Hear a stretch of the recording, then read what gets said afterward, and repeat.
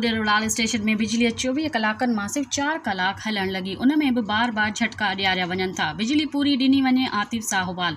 Station Uderolal मस्जिदुनि में वज़ू लाइ पाणी नाहे। कारोबार ठप थी विया आहिनि। 20 कलाक बिजली बंदि करे SDO मटियारी ज़ुल्म पियो करे।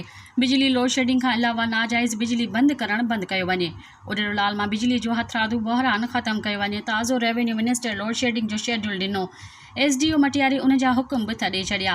बिजली बहाल कराए ॾिनी वञे। Station Uderolal social media team जे नौजवाननि जो प्रेस क्लब अॻियां एहतजाजी मुज़ाहिरो। ना अहल SDO हटायो, ना अहल SDO ना मंज़ूर।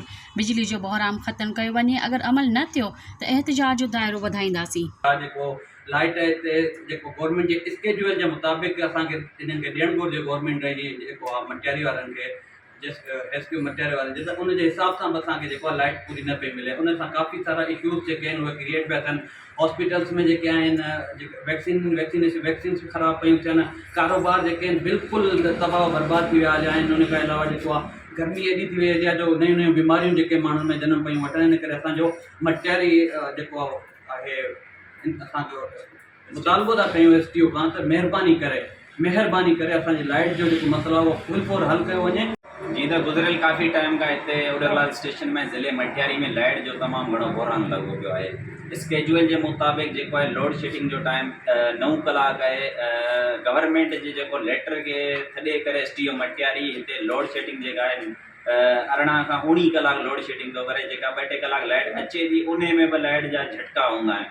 हिते जेको उडेरोलाल स्टेशन या ज़िले मटियारी जो बिज़नेस आहे उहो बि काफ़ी मुतासिर थी चुको आहे।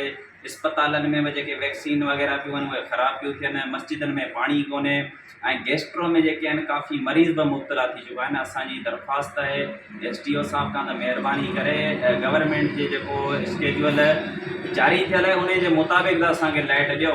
जेकॾहिं ईअं नथो थिए त इनशाला पोइ असां एहतजाज जो दायरो वधाईंदासीं ऐं असां कोर्टनि में तव्हांखे धिकींदासीं। मज़ीद ख़बरनि ऐं तफ़सीलात लाइ विज़िट कयो असांजी वेबसाइट www.awamiNewsHD.com ऐं ॾिसंदा रहो अवामी न्यूज़ HD।